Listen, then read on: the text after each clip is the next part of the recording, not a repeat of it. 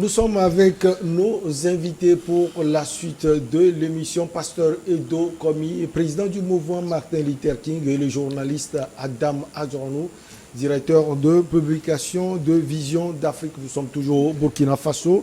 Le lieutenant-colonel Paul-Henri Sandaogo Damiba donne dans un message sa version des événements du 30 septembre au 2 octobre qui ont abouti à sa chute.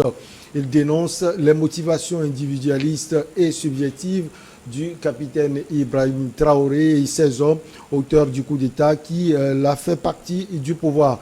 Toutefois, le lieutenant-colonel Damiba a formulé des vœux de succès à l'endroit des nouvelles autorités et les a invités à travailler, surtout à unir plutôt qu'à disperser et à porter leurs responsabilités comme un sacerdoce. Ça m'intéresse, pasteur Edo Komi, unir plutôt qu'à disperser. Il veut parler sans doute de ses actions parce qu'on l'a vu proche des anciens présidents. Ouais. Est-ce qu'il pense que le jeune capitaine va s'éloigner de cela? Oui, d'abord, il pense avoir initié quelque chose de nouveau par rapport à l'ancien président Blaise Compaoré. Blaise Compaoré qui est condamné dans l'affaire de l'assassinat de son camarade d'armes Thomas Sankara et beaucoup de crimes commis au Burkina. Donc on l'avait vu proche tendre sa main envers tous ces chefs d'État, ces anciens dirigeants burkinabés pour aller dans le sens de la réconciliation. Ce que bon nombre de personnes n'ont pas vu avec un bon œil, surtout avec Blaise Compaoré. Blaise Compaoré qui a été condamné, comme je le disais tantôt, et qui aussi, justement, après avoir quitté Ouagadougou pour Abidjan, il a fait son mea culpa. Il a demandé pardon, alors qu'il avait le temps de faire tout ça depuis qu'il est en exil. Bon, donc aujourd'hui, Damiba est en train de donner des conseils à son jeune frère d'armes Ibrahim Traoré, mais au même moment parler des motivations individualistes et subjectives. Je crois que il lui est plutôt reproché, lui avec son groupe d'avoir mené une vie de bourgeoisie, une vie de bourgeoisie en 8 mois, parce que les salaires des hauts gradés ont augmenté et il y a eu tout ça là-bas. Donc je crois quand même que c'est de ça il s'agit. Il a été plutôt individualiste, il ne s'est pas vraiment rapproché de ses camarades d'armes pour pouvoir activer la machine de la lutte contre l'insécurité. Et donc, aujourd'hui, lui donner des conseils, c'est tout à fait normal. Je crois l'avoir déjà dit ici sur plateau, dans le premier sujet, que ce qui est intéressant, c'est que on l'a vu quand même, on a vu le sens patriotique en lui, pour n'avoir pas voulu réagir par rapport à sa chute, parce que ce n'est pas évident. Ce n'est pas évident parce que, étant en train de voir sa chute, ou bien sa mort même, on pouvait tirer sur lui. S'il y avait eu le truc, on pouvait tirer sur lui, on pouvait le prendre et le mettre en prison. Donc tout ça là, il va dire, bon, si c'est comme ça, il faut qu'on en finisse, il faut que ça finisse, il faut que le Burkina Faso finisse. C'est un terme, c'est une manière de parler. Donc il ne l'a pas fait, ça, bravo à lui, parce qu'il ne l'a pas fait. Maintenant, qu'il est en exil au Togo, on ne sait pas s'il est en transit. Il est en transit pour quel pays, on ne sait pas. Mais ce qui serait intéressant, c'est qu'il soit en transit pour l'Abidjan.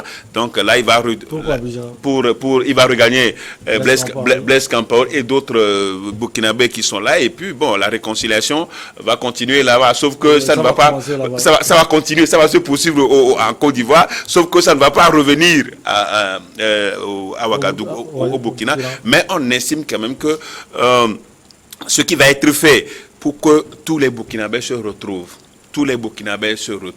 c'est ce qui est intéressant, ce qui est important, ce qu'on peut tirer dans sa parole, dans ses propos à l'endroit du jeune capitaine. Oui, il a formulé le vœu dessus, c'est tout à fait normal. Mais au même moment, quand on revient un peu sur...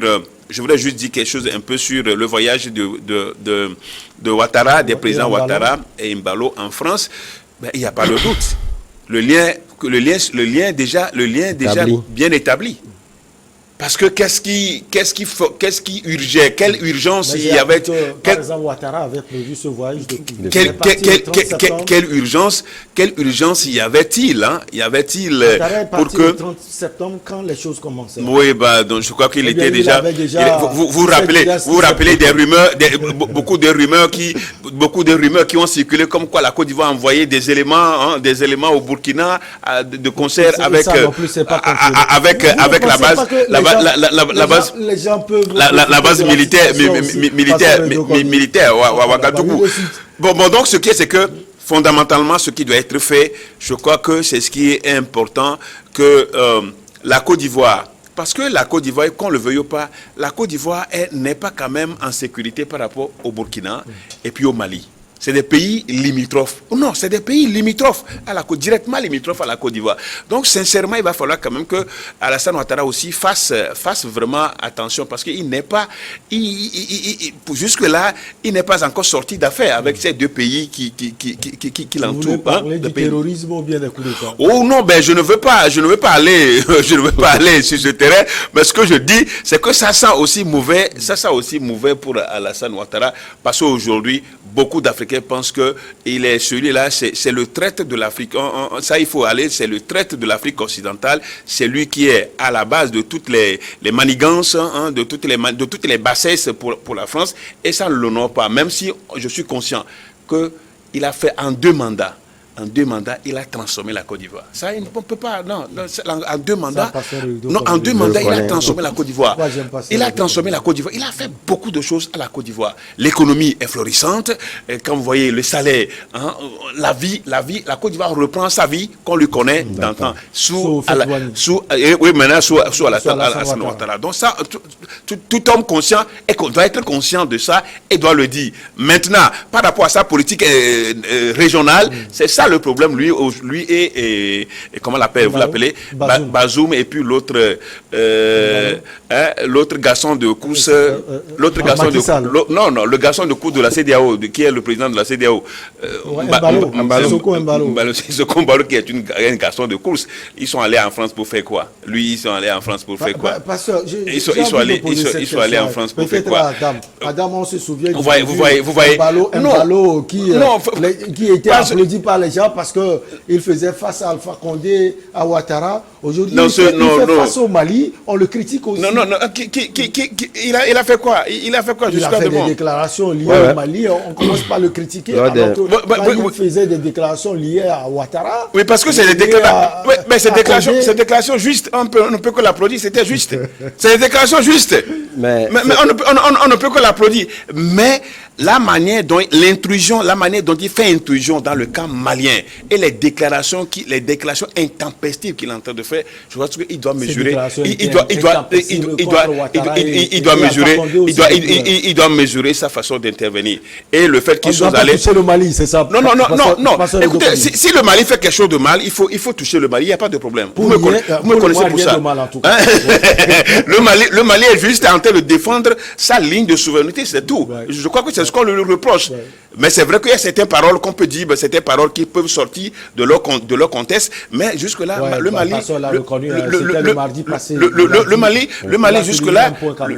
Mali jusque-là n'a rien fait de mal. Demandez à la France que ses forces partent, demande que les signaux de RFI et de France 24 ne soient pas en marche. Que les garanties militaires soient toujours à Bamako. Que les garanties...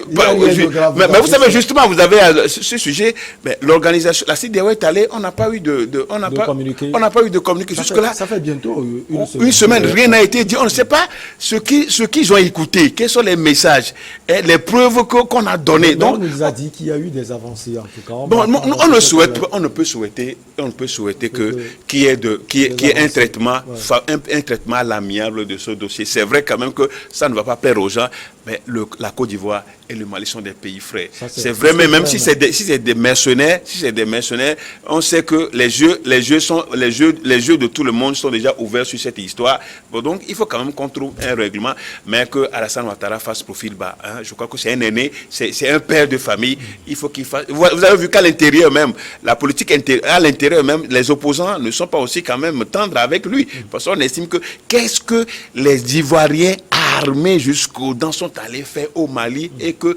les Nations Unies ne les reconnaissent pas en tant qu'un contingent dans le... Donc vous voyez déjà, donc c'est un peu ça. Adam, vous voulez ajouter quelque chose? Je vous ai Oui. vu.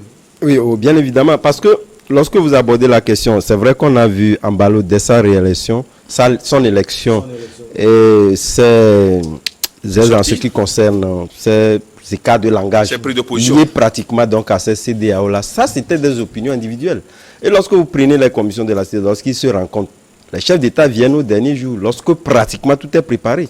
Donc ici, nous sommes dans un cadre où vous n'avez pas le droit d'exprimer vos opinions. Oui. Vous exprimez l'opinion communautaire. Oui. Et c'est ce qui se fait aujourd'hui. Pratiquement, ceux qui n'ont rien compris estiment que voilà, il s'est écarté de sa ligne d'antan qu'il exprimait par le passé.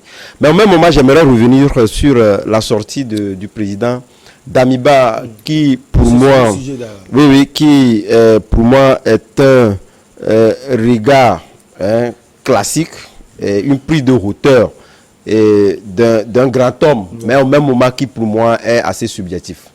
Pour la simple et bonne raison qu'à partir du moment où il y a des choses qui vous sont donc reprochées, il y a des choses qui vous sont reprochées et par conséquent, il y a eu donc un détournement de situation. Voilà pourquoi, d'ailleurs même, lui l'a dit, sur ces 7 principes-là, le jeune capitaine a dit ce sont des propositions. C'est souhait. Des souhaits, des propositions. Et bien évidemment, il n'y a qu'un seul point. Là où il parlait donc de garantie, sa sécurité, et j'entends pas sa sécurité. De ces hommes. Ouais, c'est bien, naturellement. C'est ce qui est dit, sous-entendu. Puisque c'est ça qui intéresse d'ailleurs même, lorsqu'ils sont aux affaires, parce que vous l'avez dit tantôt, en parlant du fait qu'il a mené une vie de bourgeoisie. Ça voudrait dire quelque part qu'il y a des intérêts à protéger également. Ouais. Et il a demandé à la nouvelle junte, moi je ne les appellerai pas autorités, parce que quelque part, moi j'estime que quelque part, il faudrait véritablement qu'on ait une prise de hauteur et pouvoir poser des problèmes tels qu'ils sont trouvés, des approches de solutions qui veulent voir la résolution de la crise. Mais aujourd'hui, s'il faudrait des coups d'État à répétition, je ne crois pas que cela puisse donc résoudre un problème que de pouvoir donc l'envenimer. Donc au même moment, je pense que Damiba, sa sortie pour moi est une sortie ratée. Raté pour la simple et bonne raison que, de toutes les façons, l'unique sens, je l'ai dit, le point concernant sa sécurité, naturellement, donc protéger, c'est bien ses intérêts. Sinon, au même moment, on ne peut pas parler aujourd'hui de Damiba sans parler de Roch Marc Christian Kaboré. Et Marc Christian Kaboré avait toute une équipe bien rodée qui était là, qui dirigeait le pays. Ouais. Mais au même moment, lui n'a pas estimé pouvoir donc poser des principes pour que Damiba prenne donc le pouvoir. Il ne l'a pas fait. Il a parlé de cohésion nationale. Jusque-là, on n'a pas vu Roch Marc Christian Kaboré. De toutes les façons, c'est l'idéal. Lorsque vous prenez, lorsque de toutes les façons, vous perdez le pouvoir ou lorsque vous savez que vous n'avez plus rien à gagner, il faudrait quand même que tenir ces formules-là pour faire en sorte que vous rentrez dans l'histoire. Il a si bien fait, parce que lorsqu'on compare sa sortie et ce qui s'est passé en Côte d'Ivoire, je pense qu'on pouvait économiser les 3000 morts qu'on a eu en Côte d'Ivoire si quelqu'un faisait le plus bas, et ce qui n'a pas été le cas, ce qu'il a fait. Et sur cette approche-là, moi je pense qu'on peut véritablement dans le féliciter, mais sans sortir donner des conseils. Je ne pense pas qu'il est bien placé pour donner des conseils aux gens qui te reprochent des choses. Et surtout le fait de pouvoir insister sur le fait que ce sont ces principes établis qu'il faudrait donc permettre donc à cette jeune de pouvoir suivre. Ce n'est pas possible. C'est vrai que sur le cas de la CEDEAO, il estime qu'il faudrait quand même que le pays avance. Parce que moi, s'il y avait le temps, j'ai analysé le coup là de point par point. Mais je peux vous affirmer que c'est une sortie assez ratée, qu'il faudrait mieux poser le problème que de pouvoir véritablement faire cette sortie-là, qui d'ailleurs même ne meut même pas à cette jeune-là et aucun point. Si ce n'est le point de la CEDEAO, pratiquement, je pense que c'est un passage de figuration que la CEDEAO va faire. Puisque tout ce qu'il a dit, le jeune l'a dit que voilà, lui préfère même que le pouvoir, on retourne à la normale avant même la date estimée. Donc, je ne pense pas qu'il puisse avoir des points de crispation liés donc à cette visite de la CEDEAO au niveau du Burkina Faso. Tout est raté, mais quand il parle de travailler ensemble, quand il parle de cohésion nationale, le Burkina Faso a indubitablement besoin de cela, pasteur Edo Komi. Oui, non, personne ne peut se démarquer de ces principes-là. Vivre ensemble, travailler ensemble. Ben, vous savez que lui qui aujourd'hui, je crois, Adam l'a dit tout à l'heure, lui qui aujourd'hui donne des conseils, je crois qu'il a été le tombeur il a été le tombeur de Marc Marc qui ne lui a pas donné les mêmes conseils. Qui ne lui a pas donné les mêmes conseils et qui n'avait même pas bénéficié des mêmes traitements, des mêmes conditions. Des mêmes traitements.